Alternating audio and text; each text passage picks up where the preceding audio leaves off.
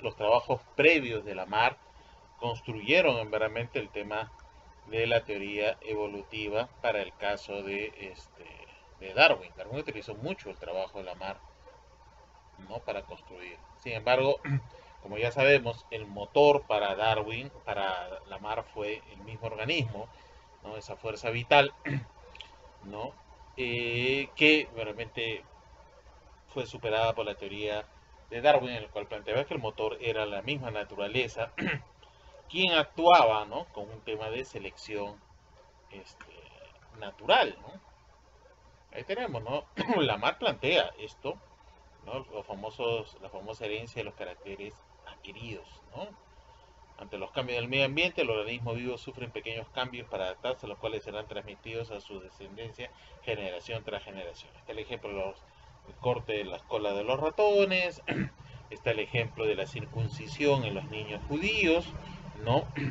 Que no producían que, que estos órganos, digamos, mutilados se hereden a las siguientes generaciones, ¿no? Él plantea que los organismos vivos producían el cambio, lo cual realmente eso no era cierto, ¿no? No le daba ningún crédito al tema del medio ambiente, ¿no?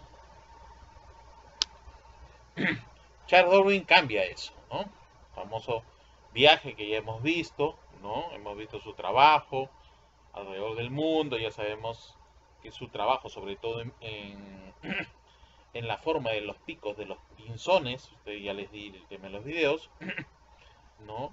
En las diferentes islas, islas que están muy cercanas, pero sin embargo, ¿no? Los pinzones mostraban, de acuerdo, ¿no? Al tipo de semilla o de frutos que habían en las islas, ¿no? Sus picos habían evolucionado en el tiempo, ¿no? Y eso lo plantea después en su famosa obra El origen de las especies en 1859, ¿no? Él plantea, ¿no?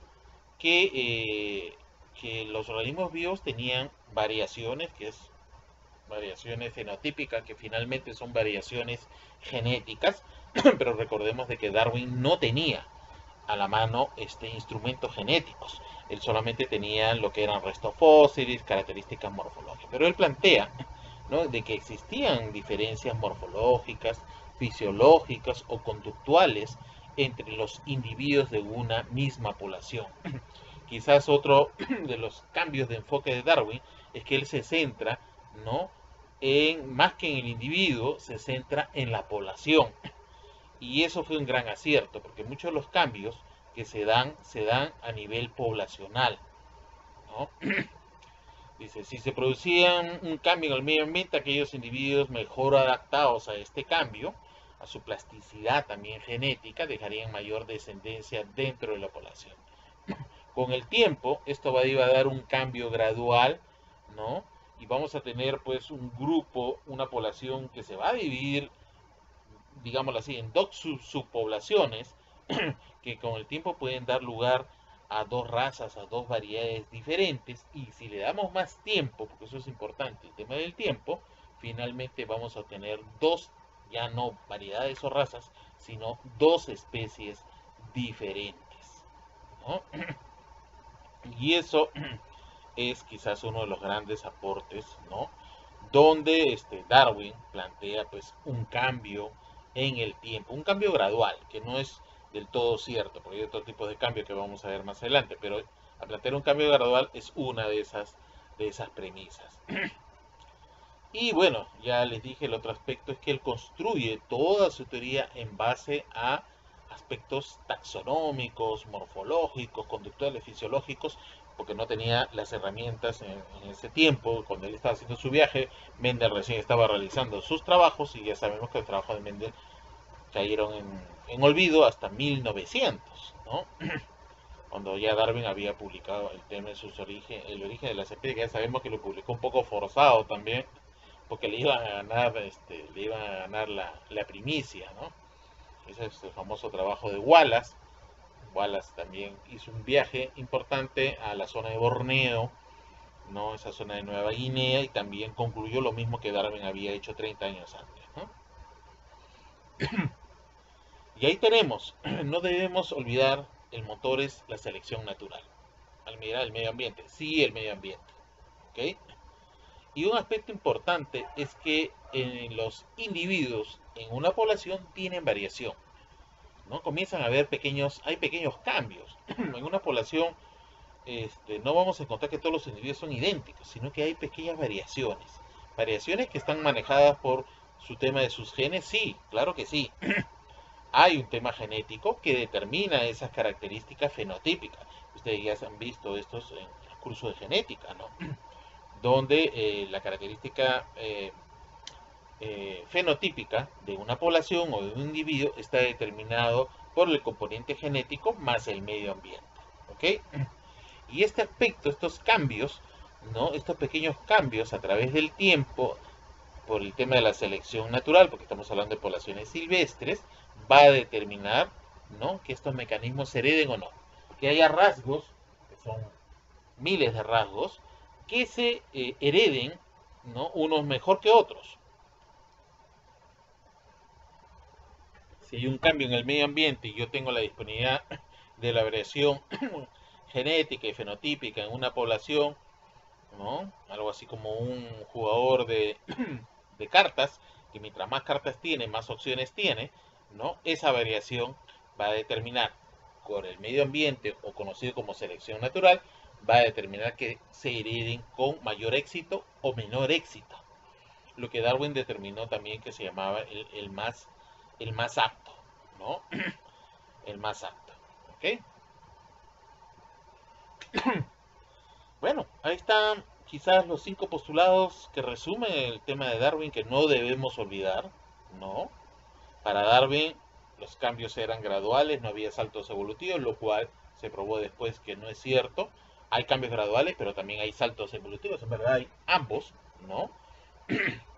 Que existe un árbol filogenético para cada especie, ¿no? Es decir, las especies emparentadas presentan un ancestro común. Lo que plantea Darwin acá es que todas las especies, cualquier especie, plantas, animales, de cualquiera de los reinos que nosotros conocemos, si retrocedemos en el tiempo, nos vamos a dar que esos grupos tienen un ancestro en común. ¿Okay? El otro aspecto que plantea es que ante un cambio en el medio ambiente sobrevive la especie mejor adaptada. ¿Ya? Y ahí habría que tener un poco de cuidado, porque esto es como como llevar un curso, ¿no? Y yo les digo, bueno, con 20, si un alumno se saca 20 en el curso, pasa el curso. ¿Ok? Yo diría que esa persona, pues, si ponemos un ejemplo de especie, podría ser la mejor especie, la mejor adaptada. Pero también hay alumnos que si se sacan 11, también pasan el curso. O sea, no necesariamente tienes que sacarte 20 para pasar el curso, sino que te puedes sacar una nota menor y también pasar. Es decir, el tema de mejor adaptada es en parte verdad. No es falsa, pero es en parte verdad. Porque especies también menos adaptadas podrían pasar a las siguientes generaciones y sobrevivir. ¿Ok? Otro aspecto importante es que el término de especie es artificial. Ya sabemos que Linneo creó el sistema binario un poco para ordenar, ayuda mucho a ordenar el tema de las especies, ¿no? Presentes porque son millones de especies, miles, ¿no? Hablando de un grupo. Entonces se creó el tema de especie, pero es un concepto artificial, ¿ya? No es que la naturaleza haya determinado necesariamente eso, sino que es un concepto artificial que la taxonomía, ¿no? nos planteó para poder tener un mejor conocimiento de esto, ¿no? Otro aspecto importante planteado por de Darwin es que nosotros vamos a tener dos niveles de variación, una variación intraespecífica y una variación interespecífica. ¿Ok? Cuando hablamos de variación intraespecífica nos estamos hablando de los individuos de una misma población, ¿no? Y entre una misma población pues hay aspectos de competencia entre los machos, competencia por el tema de la comida, ¿no? Por el tema hay una competencia sexual también, ¿no? Esa variación intraespecífica dentro de la misma población. Y también tenemos una variación interespecífica, cuando son individuos de diferentes especies o poblaciones, ¿no? Entonces ahí tenemos el típico ejemplo de presa, ¿no? Cazador-presa, ¿no? La presencia de carnívoros, herbívoros, etcétera, dentro de todo un tema de ciclo biológico, ¿no? Donde constantemente las poblaciones están en competencia, competencia para sobrevivir finalmente ante un medio ambiente, etcétera, ¿no? Esa variación es conocida como variación interespecífica y Darwin lo plantea, ¿no? Estos dos conceptos lo plantea ya en su obra, ¿no? En su trabajo.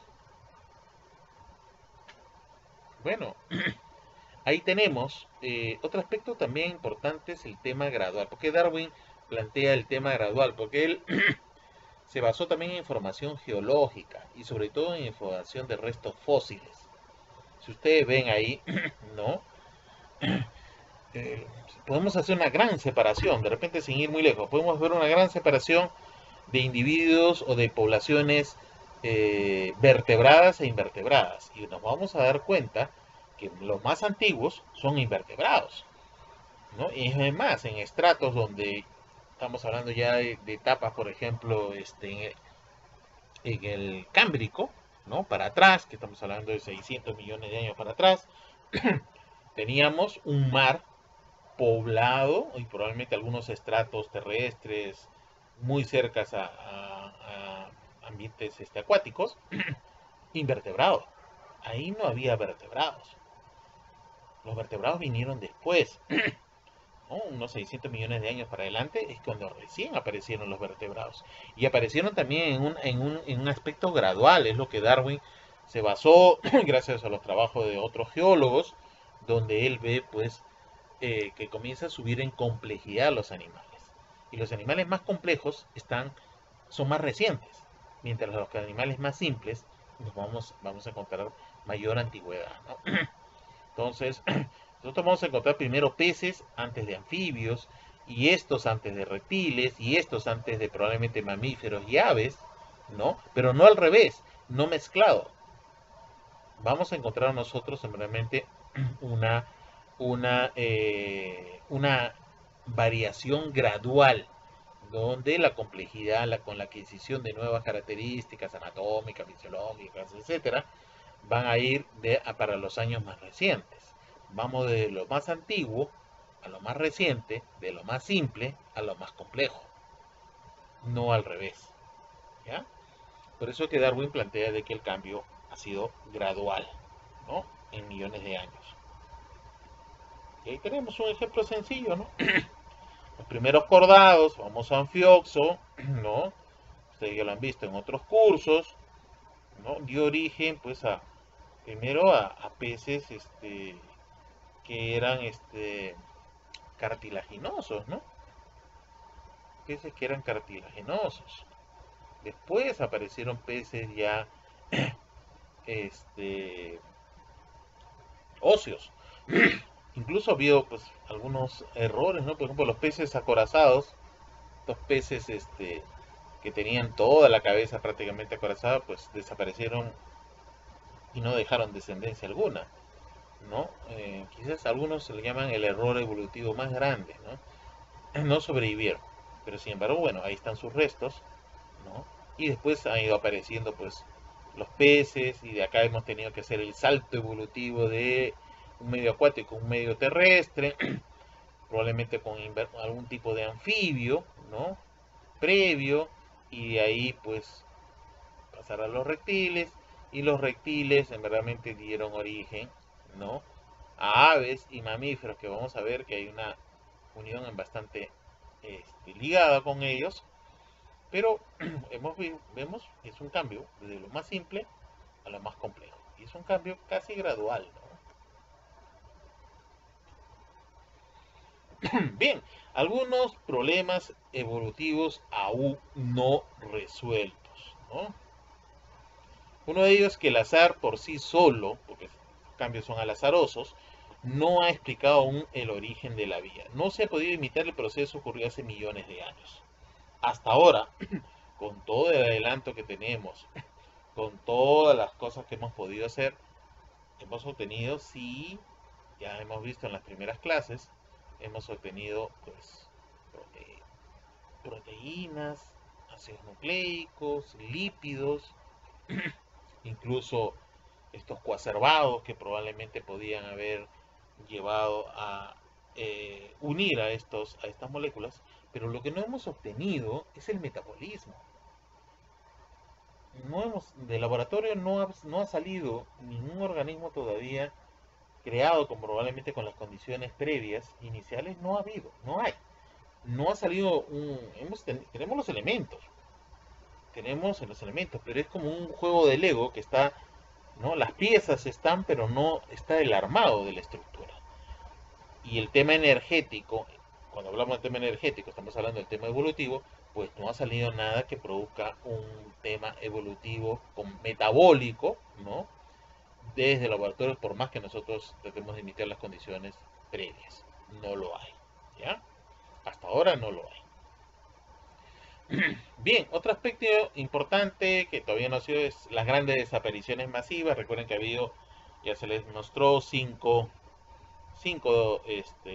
desapariciones masivas a nivel biológico. Estamos hablando ahorita de la sexta, pero hablemos de esas 5, ¿no? Y esto pues produce una discontinuidad biológica. Desaparece, en algunos casos ha desaparecido hasta 90-95% de la vida en el planeta, ¿no? Y de un momento dado, ¿no? Desaparecieron pues el gran lote de plantas, animales, etcétera, y de un momento dado aparecieron en el siguiente estrato geológico, aparecen nuevas especies. La pregunta es cómo se recuperó tan rápido, de dónde salió estas nuevas especies si las previas habían desaparecido, colapsado, ¿no? Y algunos llaman a este tema el famosa teoría del saltacionismo, ¿no? Hoy no hay una especie y luego en el siguiente estrato aparece una nueva especie. ¿Ya? Eso todavía está un poco en dudas, ¿no? Y tratando de comprenderse qué es lo que exactamente pasó, ¿no? El otro aspecto que les mencioné, no tenemos el eslabón perdido.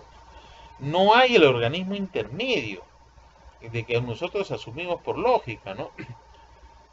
El ancestro que dio origen a un grupo de individuos o nuevas especies debería tener las características de ambas. Bueno, esos organismos intermedios no se han encontrado. No hay. Incluso en nuestra propia especie tampoco, ¿no? El mezclado simio humano, ¿no? Especulamos bastante, pero no hemos encontrado todavía realmente ese eslabón. Y ahorita se ha complicado el árbol porque ahora tenemos más especies, ¿no? Que podrían haberse hasta hibridizado, lo cual complica bastante el panorama, ¿no? Otro aspecto importante es que hay fósiles vivientes, ¿no? Especies que millones de años, probablemente lo único que ha cambiado es el tamaño, pero no han cambiado la forma, ¿no? Siguen manteniéndose igual como hace millones de años. Para ellos es como si no hubiera habido estos desastres evolutivos que produjeron extinciones masivas, como si no hubiera existido, y no han sufrido ningún cambio, ¿no? Varios ejemplos tenemos ahí, la famosa cacerolita, este invertebrado que aparece en las playas, ¿no? Las tortugas no han cambiado también, la tobatara, que es otro tipo de reptil, tampoco, el celacanto, descubierto en 1938, y a la fecha se sigue pescando alguno de ellos, tampoco ha sufrido cambios.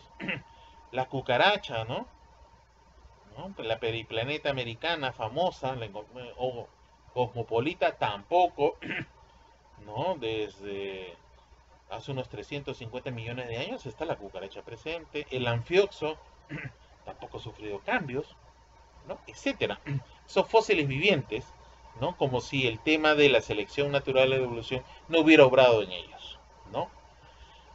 Otro aspecto importante es también aquellos organismos que entraron en un callejón sin salida, ¿no? La famosa ortogénesis, aquellos individuos que desarrollaron órganos, acá hubiera estado feliz en la mar, exageradamente grandes y que al final probablemente determinaron su extinción, ¿no? El dientes de sable, este felino que abundó en Norteamérica, desarrolló unos colmillos tan largos como dagas, que en verdad no le servían para comer. Lo que hacía el animal era desencajar la mandíbula y abrirla de tal forma que cuando la cerraba, apuñalaba a la presa. Una cosa buena, con un desgaste, ¿no?, de marfil, de calcio enorme, ¿no? Lo mismo pasó con el alce gigante de Alaska, donde ustedes veían la cornamenta gigante del animal y prácticamente el 50% de su calcio estaba en esas cornamentas. Y lo más interesante es que todos los años lo mudaba. Es un desgaste de energía, ¿no? Pues, mudaba para que le crezcan nuevas astas. Un aspecto que alguien diría pues es una inutilidad biológica, ¿no? Bueno, ahí tenemos aspectos. Por ejemplo, si yo les digo, ordéneme desde lo más simple a lo más complejo. Ya alguien me dirá, profe, acá está, mire, me va de lo más simple, una que tiene 3 vueltitas el caparazón, acá tiene una vueltita más, y cada vez tiene más vueltas o giros en el caparazón. Entonces yo puedo decir de lo más simple a lo más complejo. Pero hay otros casos que no es tan fácil. Puedo agarrar este y decir, este es el más simple, pero pudo haber optado por acá, o de repente se fue por acá, o este se fue por acá. Eso dificulta la construcción de los árboles y los genéticos, porque no estamos seguros, solamente tenemos un resto, ¿no? Pero no sabemos, seguramente muchos de estos organismos no están presentes actualmente y nosotros especulamos. Nuestra especulación puede llevarnos a errores, ¿no? ¿Por qué decimos nosotros que ha tenido esta vía? A veces la vía podría haber sido no lineal, podría haber sido ramificada, ¿no? O subramificada, y eso complica el análisis. Ahí está, ¿no? El famoso intermedio entre el famoso antecesor de aves y mamíferos podía haber sido una especie así. Una especie, ¿no?, con garras, ¿no?, tetrápoda, con cola, con pelo o algo incluso de plumas, ¿no? Bueno, este individuo nunca se ha encontrado. Nunca. Y hemos llevado a especular incluso falsamente. El famoso Archoteris, ¿no? Famoso Archoteris, que ya saben que que parecía un pollo con mezcla de lagartija, ¿no? Y que tenía plumas, pues pensamos que era el antecesor de las aves. Y hoy sabemos que este animal, en verdad, ha sido un animal especializado, ¿no? Y no volaba, ¿no? Sus plumas probablemente no sirvieron para volar, sino sirvieron probablemente para un tema de cobertura, para controlar la temperatura, no para volar necesariamente, ¿no? El famoso celacanto, en principio también se le aseguró que era el eslabón, pero celacanto simplemente se quedó atrapado en el tiempo. Esas aletas lobuladas que pensábamos que podían ser el futuro apéndice de los primeros individuos que frecuentaron los ambientes terrestres, pues no, porque no tiene cintura pélvica, perdón, cintura escapular, pero no hay cintura pélvica, y para poder sostener a un individuo que se pueda movilizar en un ambiente terrestre, se necesita de una cintura pélvica, cosa que no lo tiene el celacanto, ¿no? El celacanto simplemente se quedó atrapado en el tiempo y no evolucionó, ¿no? Ahí lo tenemos, ¿no? Miren de dónde lo encontramos: Triásico, Jurásico, Cretácico. Bueno, está el grupo que es el grupo de las latimerias. No ha cambiado mucho, es muy parecido, miren los fósiles, es muy parecido, no ha sufrido cambios pues en más de 200 millones de años, ¿no? O el tema del origen, pues, ¿no? El origen de los futuros mamíferos, los marsupiales, que ya saben ustedes que no tienen el tema placentario, y los monotremas, ¿no?, como el equigna, ¿no?, el ornitorrinco, que tienen unas versiones medias subjetivas, tiene un poco de todo, ¿no? Pero miren, alguien ha tenido que darle origen, y este origen ha venido en el Triásico, probablemente con una especie conocida como Sinodonto, ¿no? Y que, bueno, se separó un grupo por acá y el otro grupo de marsupiales y placentarios se separaron acá y luego ellos se volvieron a separar. Pero volvemos al tema del ancestro en común, ¿no? Este individuo dio origen a tres grandes grupos, ¿no? Este, dentro del grupo de los mamíferos, ¿no?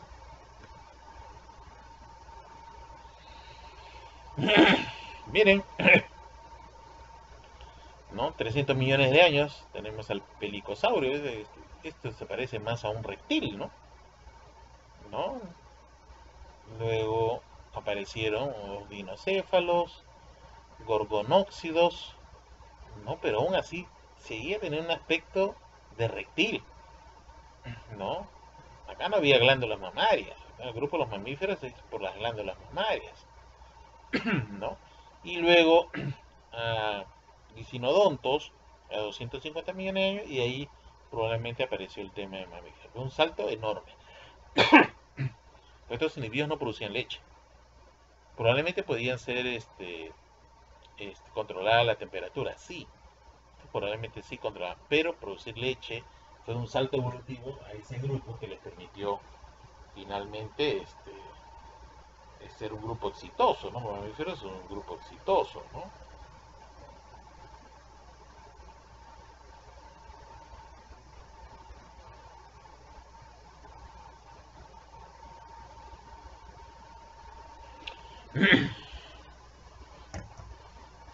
El caso de las ballenas. Estamos hablando de una ballena, pues, que se parecía probablemente, pues, a un carnívoro. Tal, le confundiría con un lobo, probablemente, ¿no? Que luego probablemente se dedicó a cazar en las orillas, luego se adentró en el tema del mar y finalmente, pues, fue creciendo en tamaño, perdiendo sus apéndices de patas para transformarse en futuras aletas, ¿no? Y finalmente pues, ser ya un organismo ya no terrestre, sino un organismo acuático.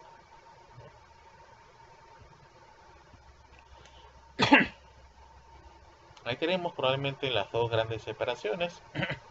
5 o 7 millones de años estamos hablando de separación del grupo de los simios del resto de nosotros como humanos. Y este es un largo proceso, ¿no?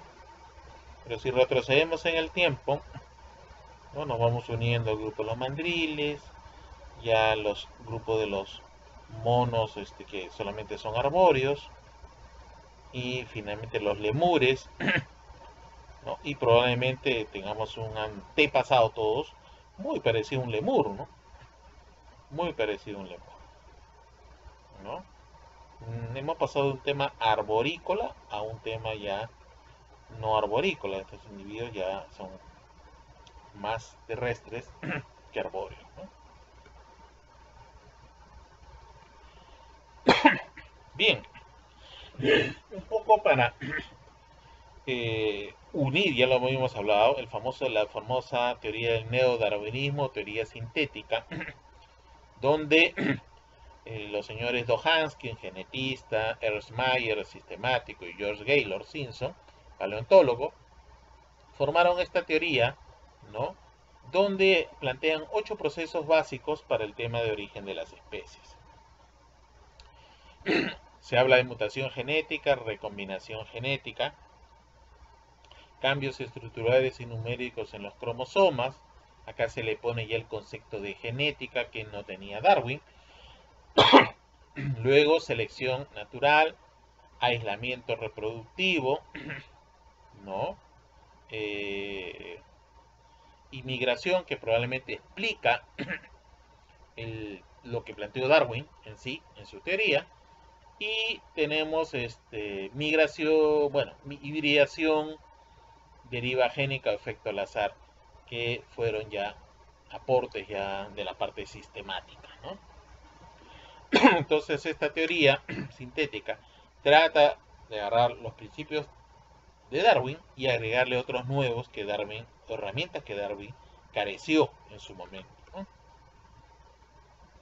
Ahí están los tres, Hansky, Mayer, Gaylord, Simpson.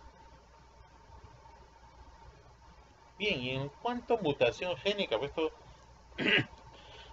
recuerden ustedes que por un tema de genética de poblaciones, los genes con sus diferentes versiones aléricas tienen frecuencias alélicas, las cuales dan en la siguiente generación las nuevas frecuencias genotípicas y finalmente las frecuencias fenotípicas, ¿no? En ese orden. Tenemos un pool de alelos, ¿no? Que tienen diferentes frecuencias. Y acá a lo largo del tiempo, y eso se puede hacer cálculos, ¿no? Nosotros podemos calcular cómo va a variar esta frecuencia en el tiempo, ¿no? Entonces una frecuencia final Pn, que lo pongo acá, va a ser igual a la frecuencia inicial por 1 menos U elevado, 1 menos U es la tasa mutacional elevado a la n, que es el número de generaciones. Entonces puedo hablar una generación, sin 10 generaciones, 100 generaciones, 1000 generaciones.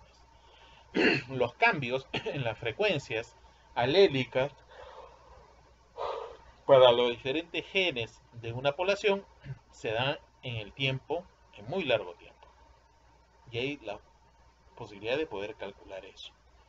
De tal forma de que nosotros, en varias generaciones, a partir de un ancestro en común, podemos tener una especie, una raza, una variedad y hasta una especie nueva, cuya frecuencia alélicas sean distintas a las originales, ¿no? Debido a que estos cambios que se producen, ¿no? Y que pueden ser calculados matemáticamente. La recombinación génica, esto tiene que ver con el proceso de meiosis. Recuerden ustedes que para producir gametos, previamente había un proceso de recombinación genética, lo conocido también como crossing over, para la producción de estos gametos, donde realmente lo que se hace es chocolatear, ¿no? Lo que se hace es chocolatear los diferentes alelos, ¿no?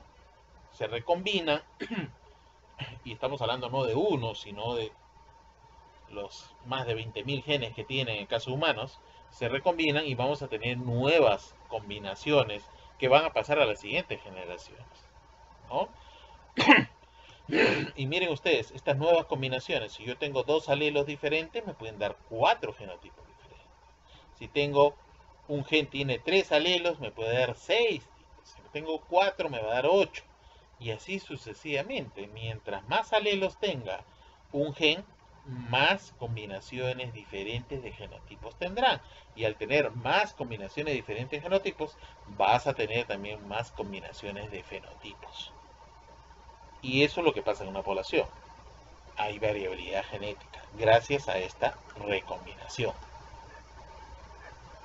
¿no? Y lo tenemos, una forma de verlo, ¿no? Tenemos dos genes, I y F, mayúscula y minúscula, y se recombinan, ¿no?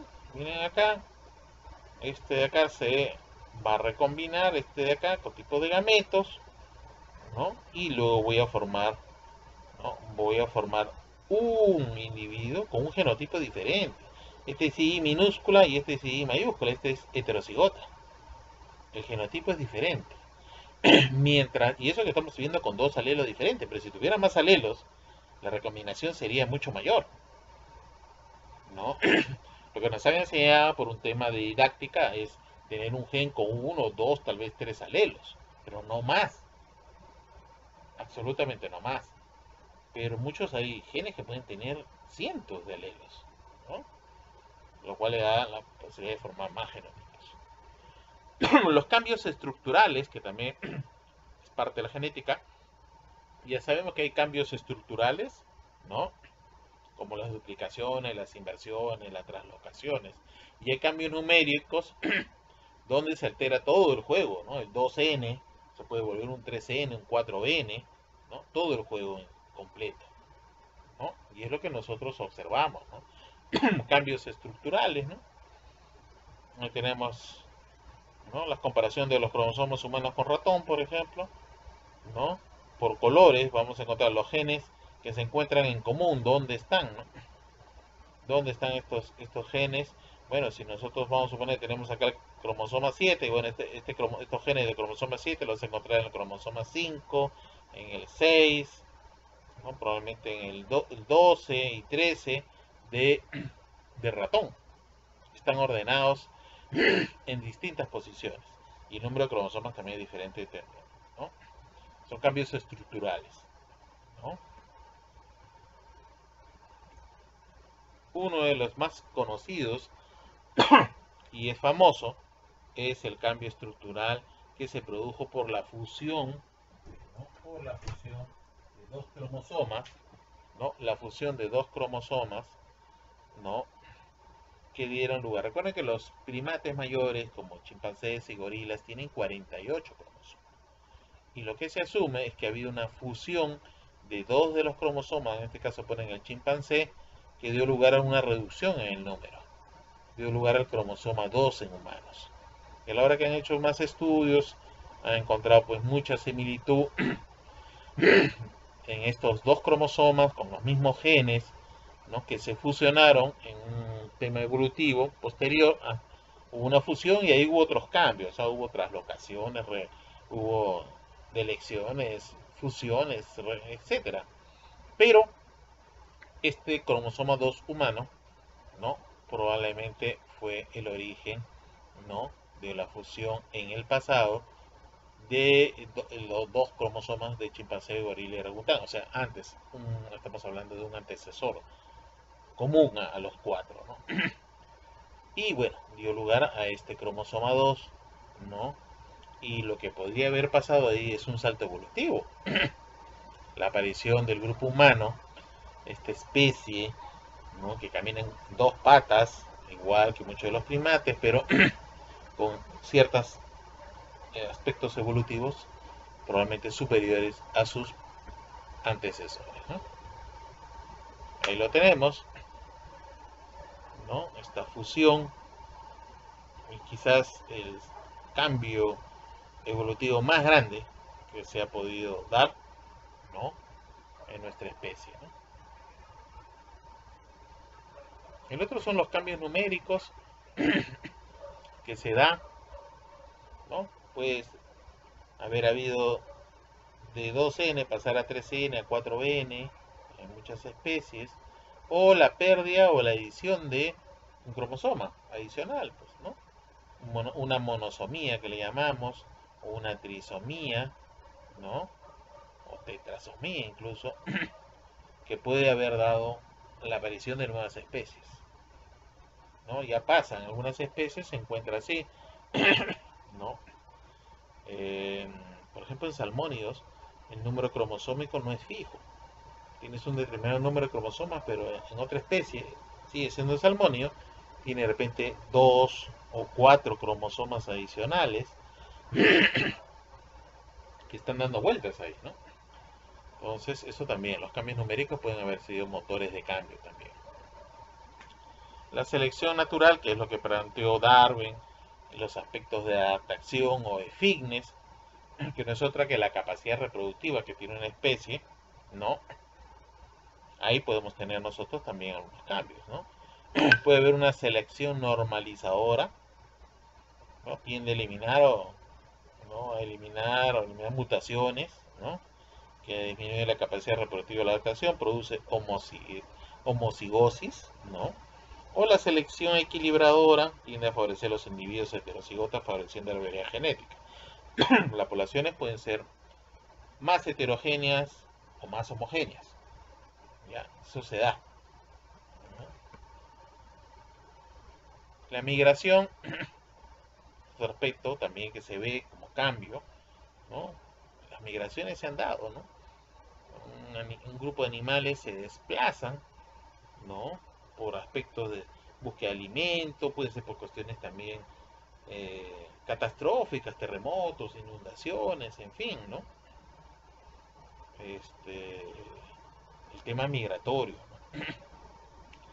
Y estos temas migratorios pues producen cambios en las frecuencias originales.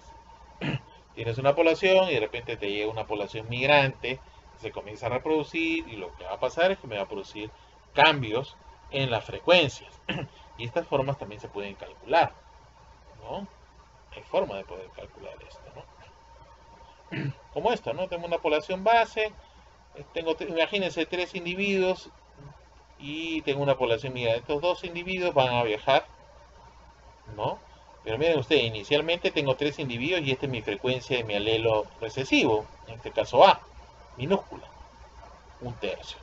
Y estos dos individuos son 2 individuos que tienen esta frecuencia 1/2, ¿no? Bien, pero cuando se forma la nueva población, voy a tener 5 individuos y ya la frecuencia inicial, 1/3 de la población base, ya no es 1/3. Ahora ya es 2/5, ¿no? Y eso se puede calcular, hay fórmulas para eso. Esta m es la fracción. ¿Qué tanto, qué tanto de la población nueva, ¿no?, le pertenece a la población migrante? Si acá habían 3 individuos y ahora hay 5, son 2 individuos de 5, 2/5. Mientras más grande sea este m, es decir, si la población migrante es mayor, el cambio va a ser más rápido, ¿no? Ese es un aspecto. Y otro aspecto es, si la frecuencia de los alelos en cuestión son más distantes, también el cambio va a ser más rápido. Entonces, si las frecuencias son muy distintas y si la fracción de m de la población migrante es mayor, el cambio se va a dar más rápido, ¿no?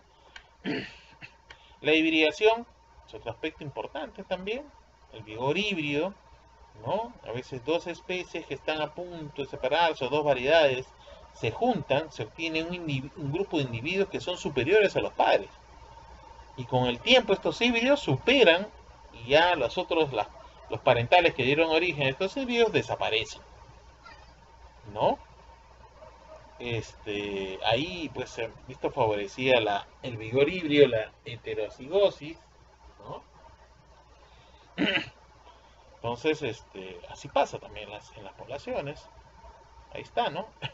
Tenemos vigores híbridos, el cruce de cabellos de diferentes tamaños, hembra y macho. No me sale lo mismo, ¿no? Si yo cruzo dos razas diferentes, variedades, hembra y macho, y luego le cambio el sexo, me salen individuos distintos, ¿no? Está el caso también de los pero algunos producen ya en profe, pero producen esterilidad no en todos los casos, y no en todos los organismos, y no todas las especies, ¿eh? El de tema de deriva génica es cuando una población se subdivide, que puede haber pasado por X motivo, y esos individuos comienzan, debido al menor número, comienzan a reproducirse entre sí. Eso lleva a una homocigosis. Lo único que no sabemos es si van a ser homocigotas dominantes, homocigotas recesivos, y debido a eso, como si estuviéramos a la deriva, se le llama deriva génica. Pero es producir homocigosis sin que haya selección. Es una cuestión simplemente azarosa, ¿ya? El efecto fundador es otro aspecto interesante también.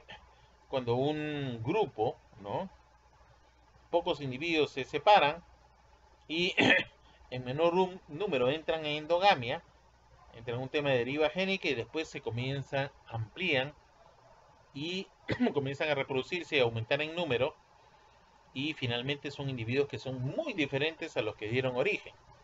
Es lo que llaman el efecto fundador, ¿no? Hoy tenemos una población original, se separan subpoblaciones, se comienzan a reproducir entre ellos y al final vas a tener homocigosis, pero no sabes a qué homocigosis, de deriva génica, ¿no? Bien, otro aspecto importante son el tema de filogenia, ¿no?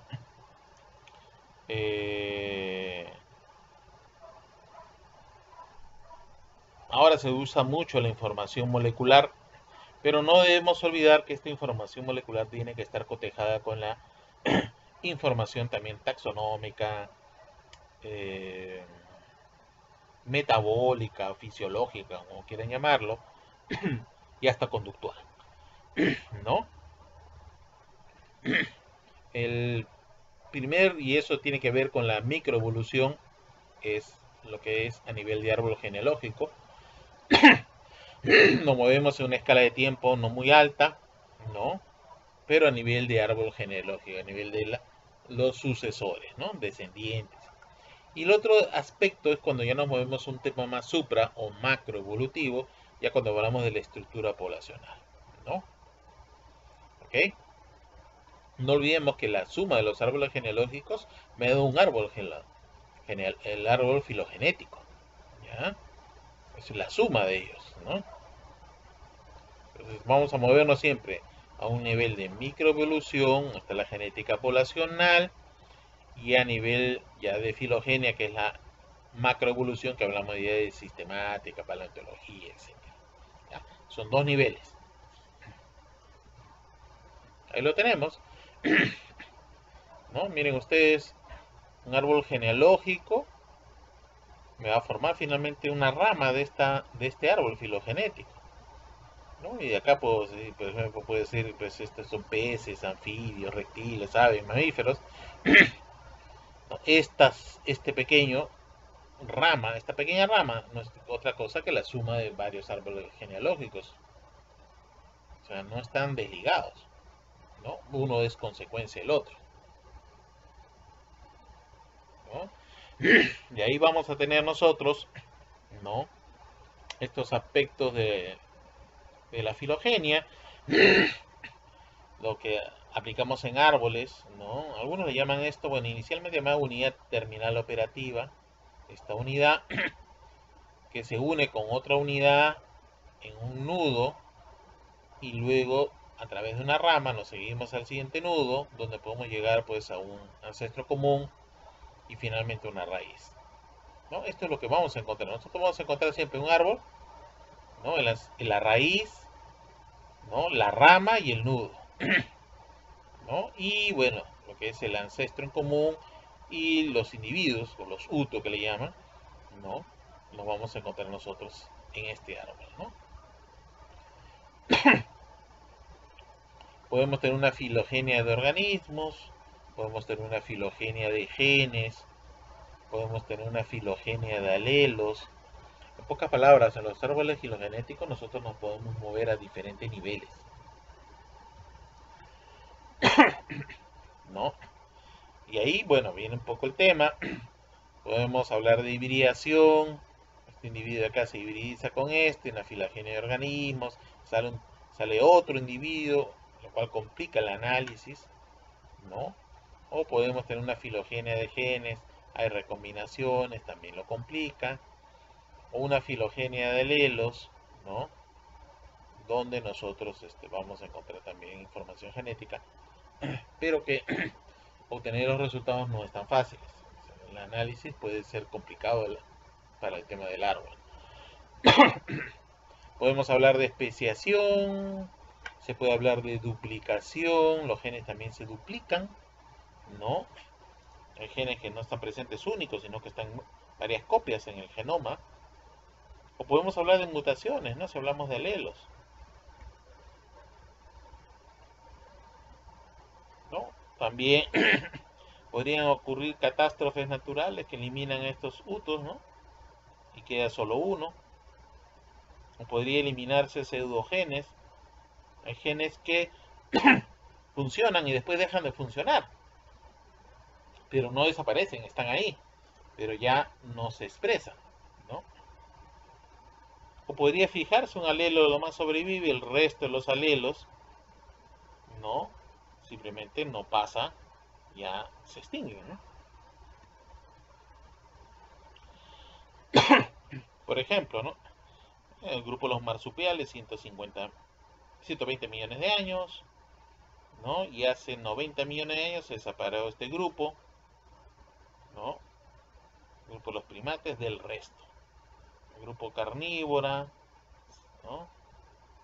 65 millones de años, luego se separó otro grupo acá, vino el grupo de los cetáceos se separaron de los artiodáctilas, si ustedes hacen un análisis genético, las ballenas están más cerca al hipopótamo, ¿no?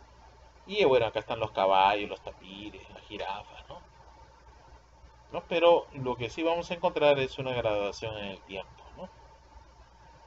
Por más de información molecular que tengamos, no olvidemos la información filogenética. Ahí están las dimensiones, podemos tener un grupo que son separados por una barrera geográfica, una montaña, un río, qué sé yo, ¿no? Ahora, los árboles, bueno, pueden ser grupos monofiléticos, ¿no? Tienen un ancestro en común. Grupo polifilético, cuando tienen más de un ancestro en común. Esos también a veces se dan errores, porque se meten en dos grupos que aparentemente tuvieran un ancestro común, pero no lo tienen. O grupo parafilético, un grupo acá que tiene un ancestro común con un grupo que no lo tiene. Estos tres grandes grupos se dan en los análisis cuando se construyen árboles, ¿no? El grupo de los cetáceos, miren ustedes, ¿no? Los grupos de los cetáceos, los delfines van acá, las ballenas van acá, pero están separadas las ballenas, ¿no? Cachalotes, ballenas jorobadas, picudas. Estos son otros mamíferos del resto, ¿no? Pero nuestra información molecular va de la mano con la información, ¿no? Filogenética real, taxonómica, etc., ¿no? Igual pasa con los camélidos. El grupo de los bacterianos y dromedarios que están en otros continentes están separados del resto de camélidos sudamericanos, ¿no? Eso ya está probado.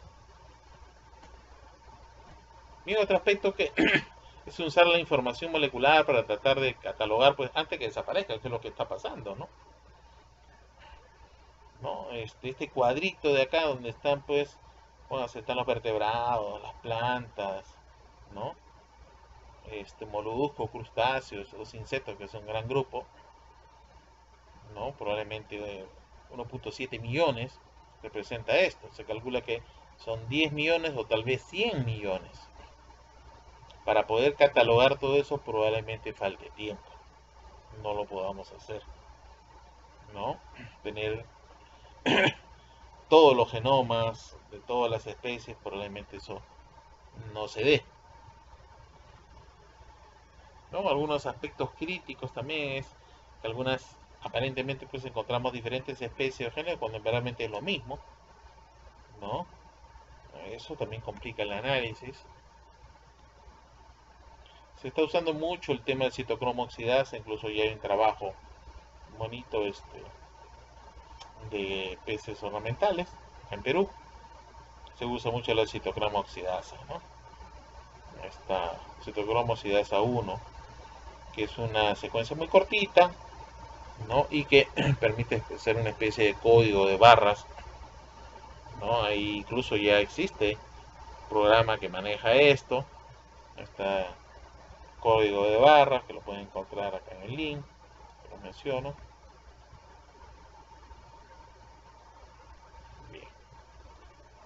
Y podemos hacer un análisis de secuencias iniciales. Tengo acá usando el programa Mega, que lo van a ver también en prácticas, ¿no? Este programa Mega para poder hacer ir comprendiendo algunos aspectos evolutivos, ¿no? Yo este programa tengo las secuencias que se les van a dar, ¿no? Tengo por ejemplo vacuno, cabra, llama, caballo, cerdo, cuy, pato y gallina, que son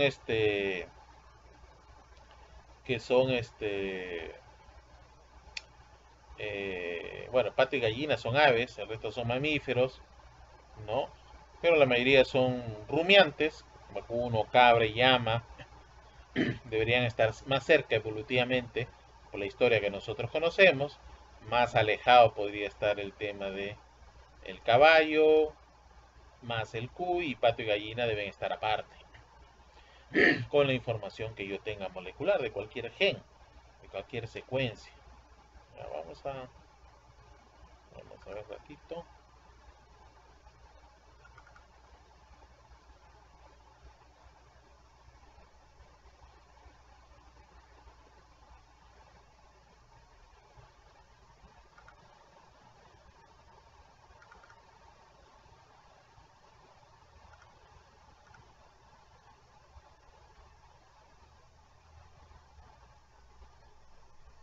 A este programa lo conocí yo en sus inicios, ahora ha sido bastante mejorado, ¿ya? Y es bastante amigable, ¿no? Ustedes pueden abrir, vamos a abrir, vamos acá,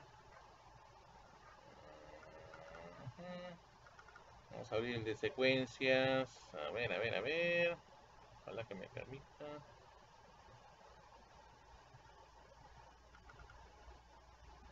Ya está.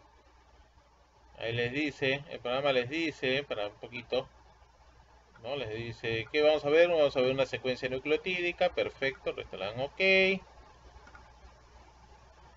¿Qué código genético vas a usar? El estándar o general. Ya está. Y ahí les muestra a ustedes la secuencia. ¿Logran ver la secuencia? ¿Sí? Ya es una secuencia corta. Los puntos significan que es adenina, timina, guanina, citosina, etcétera, etcétera, etcétera. ¿Ok? Abajo significa que vacuno tiene lo mismo de arriba, cabra tiene lo mismo con excepción de esto. En lugar de citosina, acá hay adenina y acá hay adenina, el resto es igual. Llama tiene estas adeninas, caballo tiene estas, cerdo tiene una guanina por acá, cuy tiene estas secuencias y aves están mucho más diferentes, ¿no? Son la misma secuencia pero más diferentes, ¿ok? ¿Está claro hasta acá, jóvenes? ¿Sí? Ya está, listo. Entonces, vamos al árbol filogenético. Recuerden que los árboles filogenéticos son algoritmos matemáticos, que ya los matemáticos lo han estudiado, lo han perfeccionado. No vamos a entrar al detalle, pero hay varios, ¿no? ¿Cuál escojo? Bueno, por curiosidad vamos a escoger el primero, pues. Ya, si ustedes quieren averiguar, el programa les tiene más información. Ahí les dice a ustedes, simplemente le dicen OK y ya está. Les botó un árbol. Miren ustedes qué bonito. Simple. Ya está. Entonces, ustedes pueden organizar un poquito más visual. De repente, quieren el árbol un poco, quieren el árbol, ahí está. Quiero el árbol así. Y ahí observo, algo que sí observo, ¿quiénes están fuera del árbol? Si ustedes ven acá. Miren estas dos ramas. ¿Quién está fuera? ¿No? Las aves. Las aves están fuera. Luego por acá veo, está vacuno y cabra. Luego sigue la llama. Luego está el cuy por acá. Pero yo podría decir, pero el cuy debería estar acá. Bueno, como el árbol te permite, yo puedo hacer lo que le llama, a ver, un flick flock. Hago flick acá. Ya está. ¿No? Miren ustedes. Aves, perfecto. Cabra y vacuno, bien cerca. Llama un poquito más alejado. Caballo y cerdo están por ahí. Y cuy está más alejado. Entonces mi información genética coincide con mi información evolutiva. Eso es lo que no debemos olvidar, jóvenes. Todos los que quieren hacer genética, ya genética, pero se olvidan, señores, de la taxonomía, se olvidan de la fisiología, se olvidan de la conducta que viene de etología, de los conceptos ecológicos, y ustedes tienen que trabajar toda la información. Y ahí está, toda la información. El árbol está expedito para que ustedes puedan trabajarlo. ¿Ya? Esto va a ser una práctica, le estamos yendo de poquitos para que ustedes lo puedan entender mejor. Algunas cositas más que ya vamos a ir ahondando. Ahí está, el árbol que ya les mencioné. Un poquito ya que vamos a ir ahondando porque de todo nos interesa la evolución biológica, sí, pero la que más nos interesa probablemente es la evolución de nosotros mismos. Se asume que hace unos 200.000 años se dio origen al Homo que nosotros somos, el Homo sapiens. Pero de ahí el camino, el terreno y todo lo que se ha construido ha ido variando. Sabemos que nuestro origen ha sido en África porque no hay otros restos evolutivos humanos más antiguos que el que está en África, y de ahí a raíz del continente africano, como ustedes pueden ver acá, ¿no? A raíz de África se distribuyó a Europa, un grupo se fue hacia Oceanía, el otro grupo atravesó Asia, luego atravesó el estrecho de Bering en la última glaciación, Norteamérica, Centroamérica y finalmente Sudamérica.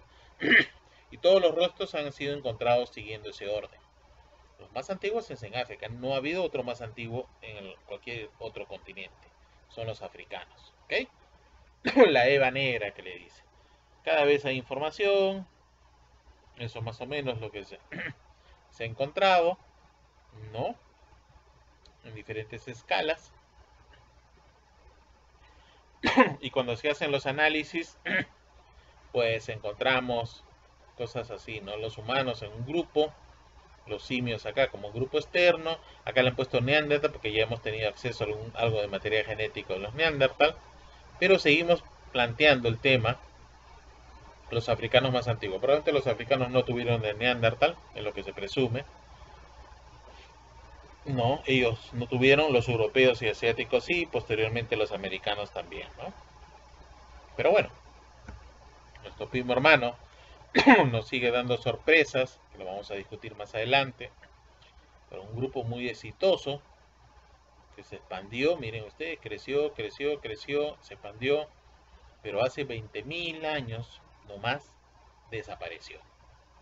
¿Por qué? Esas son las preguntas que estamos tratando de responder. Esto es un trabajito que se hizo hace muchos meses, más de 20 años. Yo mismo hice en mis árboles algunos aspectos interesantes usando información de ADN mitocondrial que había disponible. Los Neanderthal era un grupo bien, pero era un grupo bien que no, que tenía un pie entre los humanos y los simios, ¿no? Y siempre que hacía el análisis, teníamos ahí a los Neanderthal, nunca estaban acá adentro y tampoco estaban en el grupo de los simios.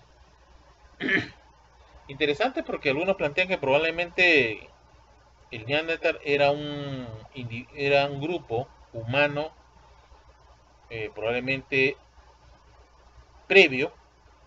Otros asumen de que era de repente un grupo simio muy evolucionado, no lo sabemos, ¿no? Pero bueno, ahí está la información, ¿no?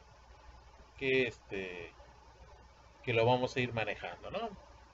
Previamente, ¿ya? Para que ustedes ya vayan analizando y vayan entrando y puedan comprender este tema de la evolución biológica, ¿no? Que se va a dar en diferentes organismos.